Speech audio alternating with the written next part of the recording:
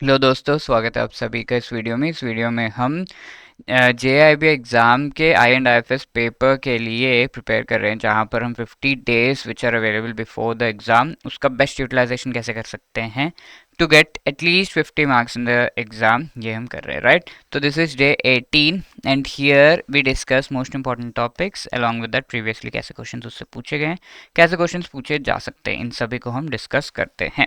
Okay, तो before moving ahead let me just remind you, अगर आप JIB एग्जाम की प्रिपरेशन कर रहे हैं तो एडुटैप आपके लिए मास्टर कोर्स लेकर आया है and also live crash course. तो ये मास्टर कोर्स क्या है, इसमें आपको चारों कंपोनेंट्स जो JIB एग्जाम के हैं उनसे related recorded short videos with MCQs of each and every chapter, full and mock test notes as well as live classes provide किए जा रहे हैं, that too at a very जो है नॉमिनल अमाउंट। और इस पर आपको JIB 75 कोड, अगर आप कूपन कोड यूज़ करेंगे तो 75% का डिस्काउंट भी मिल रहा है। Along with this I would like to say कि लाइव क्रैश कोर्स हमारा प्रेजेंटली रनिंग है। तो लाइव क्रैश कोर्स में आप ज्वाइन कर सकते हैं, जिसमें आपको लाइव पढ़ाया जा रहा है most important topics for the exam and उनको पढ़ के बहुत ही आराम से आप जो है you will be feeling confident obviously through these, and yeah, we'll be giving our very good effort so as to clear this particular exam। तो लाइव आपको पढ़ाया जा रहा है, MCQs chapter wise, full and mock test, short notes, ये सब आपको मिल रहा है, बट रिकॉर्डेड वीडियोस यहाँ पर नहीं है, राइट। ओनली लाइव जो लिया जा रहा है उसका रिकॉर्डेड वीडियो होगा, सेपरेटली रिकॉर्डेड वीडियोस नहीं होंगे। Okay, so these are being provided and you can avail this by clicking the link in the description. Master course में इंडिविजुअल कोर्सेज भी है, लाइक आपका AFM हो चुका है, बाकी के लिए चाहिए तो that is also there. Okay, तो दिस वीडियो में हम chapter number 16 which is business cycles ये डिस्कस करने वाले। सिंपल शॉर्ट क्रिस्प चैप्टर है, 2-3 क्वेश्चंस तो आ ही जाते हैं इसमें से। व्हाट इज बिजनेस साइकिल, तो नाम में है बिजनेस का साइकिल, बिजनेस में क्या वेरिएशंस आ रहे हैं वो नहीं, it is actually a cycle related to the economy. Economy में क्या वेरिएशंस आ रहे हैं, all the name is business, but एक इकोनॉमी यानी कि कंट्री के इकोनॉमिक बिजनेस में क्या वेरिएशंस आ रहे हैं वो चीज एसेस किया जाता है। ठीक है, वेरिएशंस, फ्लक्चुएशंस, सेवरल मंथ्स या ईयर्स तक ये फ्लक्चुएशंस चेंज वेरिएशंस आते रहते हैं and that is why we can say कि ये जो बिजनेस साइकिल है वो इसके डिफरेंट फेजेस होते हैं। ठीक है, and it is also known as the economic cycle because economy में जो वेरिएशन आ रहे हैं उसको एसेस किया जा रहा है। तो यहाँ पे सबसे इंपॉर्टेंट सबसे ऊपर होगा बूम पीरियड। ठीक है, बूम पीरियड का मतलब क्या है, जब भी कोई इकोनॉमी ग्रो कर रहा है, ठीक है, द GDP ग्रोथ इसमें हो रही है। प्रीवियसली द GDP वाज 100 यानी कि नेशनल इनकम 100 रुपीज़ था, it has gone to 200 rupees. तो ये ग्रो हुआ ना, धीरे धीरे इंटरमीडियंटली होगा, एक ही बार 200 हो जाएगा नहीं, तो 200 रुपीज़, तो वो एक पीक रीच करेगा, राइट, 200 रुपीज़। उसके बाद क्या होगा, लेट से आई विल शो यू कि कौन कौन से ऐसे इफेक्ट्स है जिसकी वजह से there might be a drop in the GDP। ठीक है, अब ये रिड्यूस हो रहा है, रिड्यूस हो रहा है, रिड्यूस हो रहा है, 100 तक आया, फिर 0 तक आया एंड देन फर्दर ये नेगेटिव में चले जाता है। तो दिस रिडक्शन, रिड्यूस जो हो रहा है उस चीज को हम रिसेशन कहते हैं। ठीक है, अब ये रिसेशन होते होते नेगेटिव में चले जाता है, और when it goes into the negative zone then that is known as the depression। तो recently covid के टाइम पे we have seen that the GDP growth has gone into the negative। ठीक है, ग्रोथ नहीं, रिडक्शन हो रहा था इन the GDP।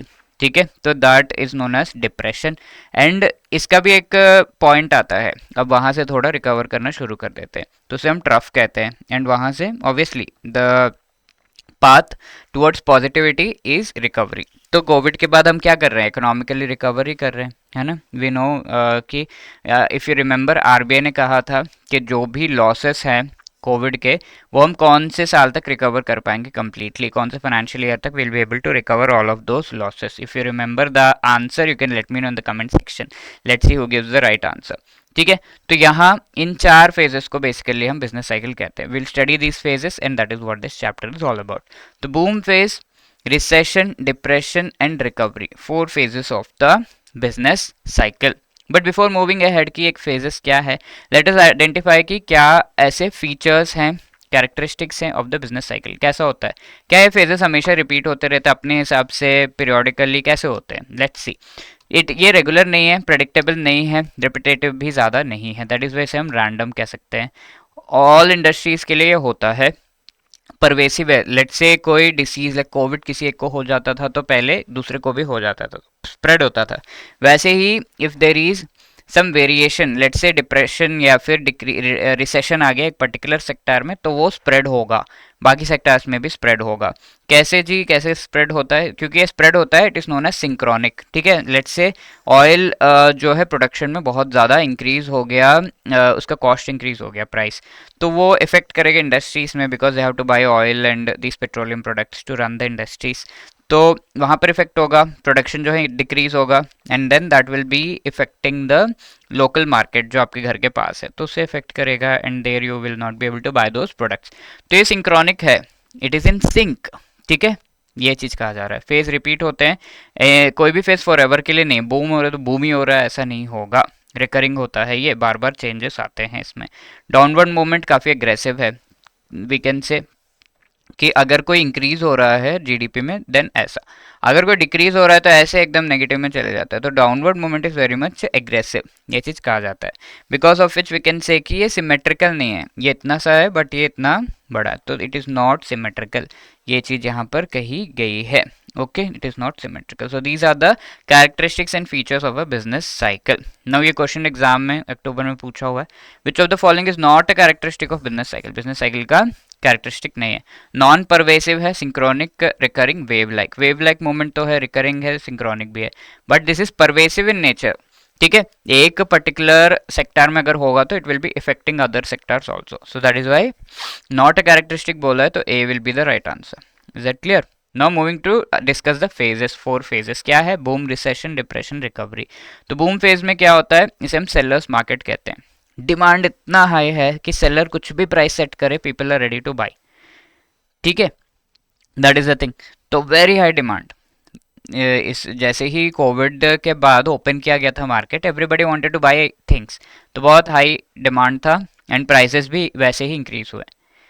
कुछ चीज़ें like if you see the airplane tickets के प्राइसेस वो ऑलमोस्ट डबल हो चुके हैं आज के डेट में, and they have remained so, they are not decreasing. कितने साल हो गए कोविड में प्राइसेस डिक्रीज होके, बट कोविड में लॉसेस देखकर, but they have not reduced because they saying कि रिकवरी नहीं हुई अभी तक।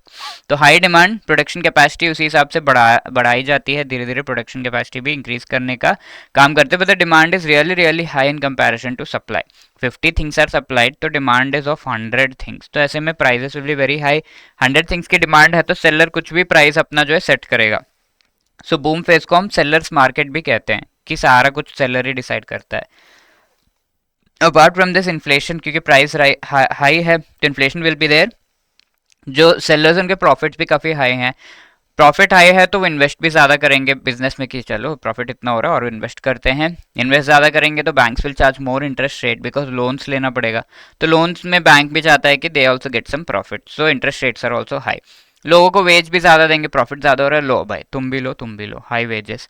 Cost of factors of production भी हाई है, दे ऑल्सो वांट कि सभी चीज़ों के प्राइसेस इंक्रीज है तो कॉस्ट भी ज़्यादा होगा। But there is one category of people जिन पर ये जो है एक नेगेटिव इफेक्ट करता है। प्राइसेस हाई तो सैलरीड एम्प्लॉयज का सैलरी तो नहीं बढ़ रहा, तो प्राइस इंक्रीज हो रहा है, बहुत ज़्यादा है prices, demand is very high, prices are very high, so ऐसे सैलरीड एम्प्लॉयज़ के लिए काफ़ी डिफिकल्ट हो जाता है, एंड दे चूज कि वो कंजम्पशन ना करें। जब प्राइस रिड्यूस होगा तब देखेंगे पेट्रोल, हाँ इतना ज़रूरत नहीं मैं चल लूँगा, ऐसे मिडिल क्लास मेनली। ठीक है, तो सेविंग्स एंड कैपिटल उनके जो है वो रिड्यूस हो जाता है, जो भी सेव क्या कर पाएंगे, everything they are spending in normal activities only, तो सेविंग्स कुछ नहीं कर पाएंगे। कैपिटल जो है वो भी रिड्यूस हो रहा है, और काफ़ी हाई डिज़ायर होगा लिक्विडिटी के लिए, डिफरेंट इनकम लेवल्स। ठीक है, तो लिक्विडिटी की रिक्वायरमेंट ज़्यादा है, यानी कि मनी की रिक्वायरमेंट ज़्यादा है, बिकॉज यू हैव टू पे मोर, है ना, हाई प्राइसेस है तो पेमेंट ज़्यादा करना है, तो मनी की रिक्वायरमेंट ज़्यादा है। कंजम्पशन काफ़ी कम है, मैं मुझे कंज्यूम ही नहीं करना, इतना हाई रेट्स में कौन लेगा, I will not consume, that is what salaried employees too. जैसे कंजम्पशन रिड्यूस होता है डिमांड रिड्यूस होता है, तो सैलरीड एम्प्लॉयज़ यहाँ पर हर जगह कल्प्रिट है, because of whom the phase of business cycle next phase में जाता है। आप ये काफ़ी अच्छे से देखेंगे, तो सैलरीड एम्प्लॉयज़ यहाँ पे कंजम्पशन रिड्यूस कर देता है, भाई इतना प्राइस बढ़ा दिया, we will not consume, demand कम हो गया, है ना। सैलरीड एम्प्लॉयज़ तो मेन डिमांड क्रिएट करते हैं, डिमांड स्टार्ट्स रिड्यूसिंग, एंड ये जब रिड्यूस होने लगता है तो नेक्स्ट फेज में हम एंटर करते हैं which is the recession phase. तो let us answer this question. May में पूछा हुआ है which among the following is the characteristic of boom phase of business cycle. Accelerated prolonged increase in demand, demand peaks to levels that exceed sustainable output production levels, economy heats up and demand supply lag becomes apparent। ठीक है, demand and supply, demand इतना है but the supply is here, so there is a lag between these two ना, तो that lag is very apparent। तो ये तीनों चीजें हैं, तीनों ही करेक्ट है as you can see, so C will be the right answer, isn't it? Now the next phase, ये सैलरीड एम्प्लॉयज ने अपना कंजम्पशन जो है कम कर दिया, तो there appears this situation wherein the demand drops very quickly। ठीक है, fast drop in the demand, but supply में ड्रॉप अभी हुआ नहीं है, तो this is a crisis situation. यहाँ से वापस आया जा सकता है, we can recover, so you can see कि ये जो है अभी संभाला जा सकता है। सो जस्ट क्राइसिस स्टार्ट हुआ है, ठीक है। In depression we can not, हम चीज़ों को संभाल नहीं सकते, बट यहाँ पे संभाला जा सकता है। We can actually reverse this thing, we can do things recession time पे such that things can be reverse. तो ऑब्वियसली डिप्रेशन में भी रिवर्स हो जाएगा, but you have to bear the consequences first and then it will be reverse, so that is the thing. तो drop is the demand, demand तो drop हो गया because salaried employees are not buying anything, but producer को अभी पता नहीं चलता है, ही थिंक्स कि अभी भी डिमांड है काफ़ी, ही कीप्स प्रोड्यूसिंग। तो ऐसे में क्या होगा, डिमांड 100 से 50 पे आ गया, बट प्रोडक्शन 50 से 100 बनाने के लिए दे आर रियली रेडी, तो डिमांड इज रियली लेस, तो inflation will be very less, prices जो है घट जाते हैं, प्राइजेस रिड्यूस हो जाते हैं। Demand is very less than supply, inflation and profits भी कम हो जाते हैं, ऑलमोस्ट नॉर्मल के आसपास या उससे कम। इन्वेस्टमेंट भी कम करते हैं बिकॉज प्रॉफिट नहीं हो रहा, तो why would I invest, and banks also tend to reduce the interest rate slightly, not that much. Wages कम हो जाते हैं, अनएम्प्लॉयमेंट होता है लोगों का, बिकॉज प्रॉफिट नहीं हो रहा, अब डिमांड नहीं है, तो I can not give the ways, तो पीपल से क्या छोड़ो तुम्हारा जॉब, मैं जा रहा हूँ, ठीक है। Unemployment, cost of factors of production भी रिड्यूस होता है, कॉस्ट सबके रिड्यूस हो जाते हैं, लेबर कॉस्ट भी कम हो गया, बाकी सारे इन्फ्लेशन भी कम हो गया, तो अभी cost of factors of production कम है। But the salaried employees are very cunning, ये कहते हैं कि I will not consume still, अभी भी देर आर चांसेस, 100 200 से प्राइस 100 पे आया है, तो देर आर चांसेस कि 50 पे आ जाए, तो जब 50 पे आएगा then only I will consume. अभी भी वो कंज्यूम नहीं करते हैं, कंजम्पशन को पोस्टपोन कर देते हैं, दे पोस्टपोन द कंजम्पशन की, और रिड्यूस होगा देन वी विल कंज्यूम, अभी भी नॉर्मल अमाउंट का जो है कंजम्पशन पे नहीं आते हैं। बैंक्स का डिफॉल्ट बढ़ जाता है बिकॉज प्रॉफिट नहीं हो रहा, तो whoever has taken the loan for investment, इनको इन्वेस्टमेंट में प्रॉफिट नहीं हो रहा, तो they will not be able to pay back the loans. Liquidity के लिए डिजायर अभी भी है because the money is required, consumption अभी भी लो है, the demand keeps reducing further. अब डिमांड इतना रिड्यूस होते होते होते होते still it will move into the next phase which is the depression phase, ठीक है।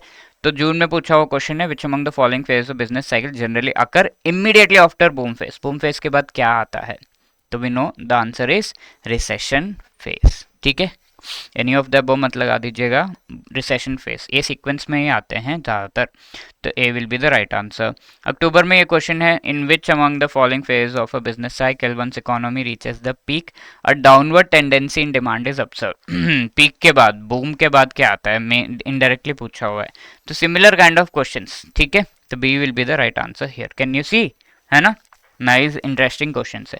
अब डिप्रेशन, यहाँ पे ग्राउंड ब्रेक हो चुका है, दिस इज द बॉटम, ठीक है, ग्राउंड ब्रेक हो चुका है, we can not go anywhere, negative में जा चुका है, तो प्रोड्यूसर को भी पता चल जाता है कि भाई अब तो कोई खरीद नहीं रहा, तो प्रोडक्शन कम करो, डिमांड बहुत बहुत बहुत कम हो जाता है सप्लाई से, इन्फ्लेशन प्रॉफिट्स बिलो नॉर्मल चले जाते हैं, investment interest rates are very low, wages, under employment, cost of factors of production कम है, बट यहाँ पर एक सिल्वर लाइनिंग है, these salaried employees who said कि 50 होगा तब हम कंज्यूम करना शुरू करेंगे, तो 50 हो गया भाई, नाउ डिप्रेशन में 50 हो गया आपका प्राइजेस, अब आप कंज्यूम करो, तो दे स्टार्ट कंज्यूमिंग स्लोली, ठीक है। अगेन ये देखिए ये लोग नेक्स्ट फेज में ले जा रहे हैं इस बिजनेस साइकिल को, तो they start consuming slowly and then recovery के सीड्स जो है ले डाउन करते हैं।